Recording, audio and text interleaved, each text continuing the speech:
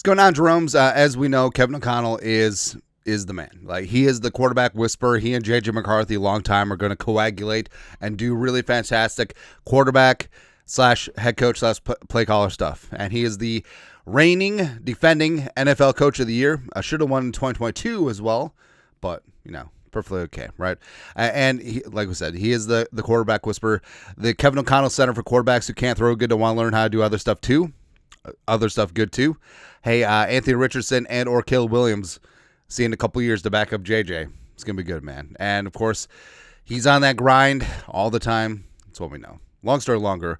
Cody Benjamin over at CBS Sports, who I'm pretty sure is a real writer. I know we covered a lot of AI recently, but yeah. 2025 NFL head coaching rankings, blah, blah, blah, blah, blah, blah. So Kevin O'Connell checks in at 9. Spoiler. So tier 3, unproven or underwhelming. So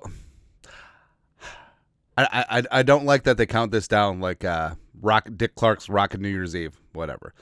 Callahan at 32. Callahan brake pads, probably going to get fired this year. Who knows? So Shoddy.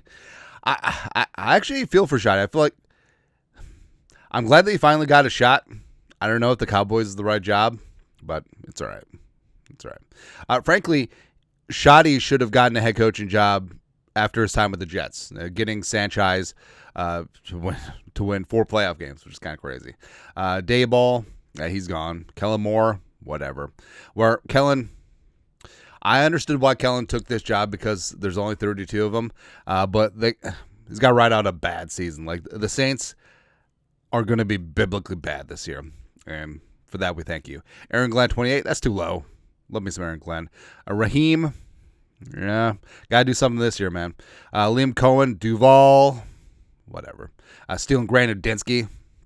Hey, at least you got...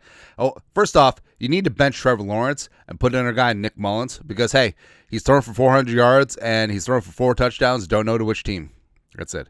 Jonathan Gannon, yeah, got to get something going this year. Ben Johnson, too high. Canlis has a weird thing. Like, he came out and said, like, I got, like, a porn addiction, which, I don't know.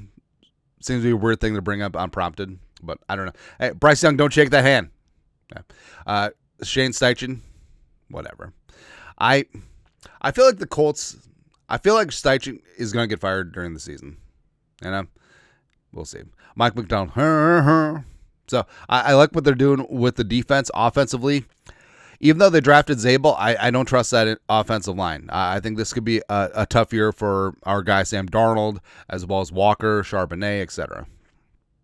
Mike McDaniel's way too high. Where I feel like we got seduced by the sizzle as opposed to the steak with Mike McDaniel, where he's a great soundbite. He's great in press conferences. He runs away from reporters after interviews are done on the field. He's like, wow, cool. And then, the Dolphins had that 70-point game. But then otherwise, I feel like the cracks that you're starting to hear from the Dolphins, that they're soft, that they're mentally soft, I feel like that's a result from the head coach. Absolutely. Todd Bowles, I think Todd's underrated. The Bucs have won the division 3 straight years. They're always going to be tough. That defense is legit. And I don't know. So Todd Bowles is... It's like you feel like you could do better, but it's really damn solid. You know what I mean? It's like a really good... It's like a really good like deli sandwich for lunch. It's like it's going to do the job. It's going to be solid. Sometimes you look forward to it, but also you feel like you could do a little better. I don't know. Zach Taylor. How often are Super Bowl head coaches fired after 3 years? Probably pretty close. That defense needs to do something. Offensive line is still in tatters, but hey, you have your quarterback and 2 receivers that you waited to pay, so you had to massively overpay. Pretty good. Pete, that's way too high. I believe in Pete, but just waltzing on into 17, nah. Vrabel, yeah, respect. Vrabel's a tough son of a gun. D'Amico, I don't blame D'Amico for last year's collapse. Really, it was offense. It was offensive line. I know that they threw Slowick under the bus, but Dan Quinn, DQ. 14 might be too low. The 1-year turnaround with the cupboard was basically kind of bare outside of being able to draft Jaden Daniels, but DQ, come on, baby, let's go. Stefanski, So Stefanski has won Coach of the Year twice, deservedly so, and he's still our guy. And the fact that he's been doing this with all the garbage going on around him in Cleveland, yeah. Tier 1, cream of the crop. How's Tier 1 start with 12? Sean McDermott getting his jihad on. Stupid ass Sean Payton. Doesn't his mouth look like a noose? No. Whatever. It's kind of sick. I'm always gonna have a hatred towards him. I'm always gonna have a fatwa on him and Greg Williams. Yeah. I almost said Greg Lewis. So I was like, wait a minute, I love Greg Lewis. Mike Tomlin, 10. I feel like part of this is Tomlin has been so solid for so long that there's almost like a fatigue. Like Steelers fans are champing at the bit to get rid of him. Yeah. But I don't think it's going to happen this year. It's not going to happen with Rodgers. Ramsey's too old. Nah. Kevin O'Connell at 9, 2024 rank 12. So, hey, if you win Coach of the Year and you win 14 games with Sam frickin' Darnold, you can move up 3 spots.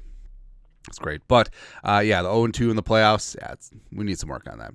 The quarterback room has been a carousel in Minnesota, but each signal caller to come under O'Connell's spell has at least briefly soared to career high heights. It's almost easy to forget he's searching for his first playoff win because he's done almost everything else right, aligning with a creative defensive mind in Brian Flores and maximizing his playmakers with radiant positivity. Yes, where he is Ted Lasso, and I guess Flores is Coach Beard.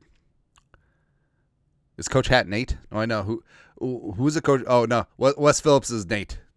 That's it. LaFleur at 8, too high. Where obviously he gets a lot of credit for the early run when allegedly Rodgers was playing at a legend MVP level, but I don't know. At least he got knocked down a peg because all he does on the sidelines now is piss and moan, and also Jordan Love is ass. Thank you. That's it. Shanahan at 7. I feel like that's a little low. Of course, last year took a ding because of all the injuries, but I think Shanahan's solid. Yeah, even though 0 for 2 in the Super Bowls, I don't know if he gets back there. Jumping Jim Harbaugh. I mean, that Chargers going to be good this year. Who's got it better than them? We do. But now we got Omari and Hampton after Najee Harris blew up his eye with fireworks. And just like Omari and Hampton in fantasy, I think he's going to be a league winner, man. Dan Campbell Lions way too effing high. Let's see how he can do. What basically Dan Campbell was like Weekend at Bernie's, and Aaron Glenn and Ben Johnson were the two dudes just carrying him around. But come on, brother. Dan Skipper. Please. Nick Sirianni, Eagles. I like that they won the Super Bowl and he's still 4. But I guess he was 15 last year, so whatever. John Harbaugh. John Harbaugh is a lot like Tomlin, where he's been so good for so long that fan base sort of becomes numb to him. And you can overstay your welcome, certainly. And this works better in college, where you cycle through players every 4 years. But on a veteran-laden team, maybe they can tune you out. I don't think that's happened with the Ravens yet, but he's not impervious to it. McVay at 2, respect. Yeah. Although, hey, you only won a Super Bowl because of Kevin O'Connell being on your staff. And you lost the Super Bowl against Flores. He scored 3 points with Jared Goff. Not saying, just saying. Andy Reid at 1. Yeah, whatever. Cuckoo Katrue, the Walrus. It's absolutely crazy that he never won a Super Bowl in Philly. But screw the Eagles. That's it. So that's it. It was like Kevin O'Connell at 9. Basically everyone except for LaFleur. Who would I take as head coach of the Vikings going forward over Kevin O'Connell? LaFleur, no. Shanahan? It's close. He was born in the Twin Cities because Pops was, I believe, his OC of the Gophers for a year. So there you go. Harbaugh, no. We had that choice in 2022. Who's got better than us? Nobody. Dan Campbell, no. Sirianni, no, because I get annoyed by him so quickly. Harbaugh, it's close. McVay, I would take McVay. Yeah. Andy Reid, I would take Andy Reid. So there you go. But of course, youth does weigh into this as well, even though he's older than McVay. Tomlin, I would take Tomlin. It's close though. It's close. But then all we have to do is flash this. But hey, win a playoff game. Win multiple playoff games. Ideally, win at least 3 playoff games if you're the 1 seed.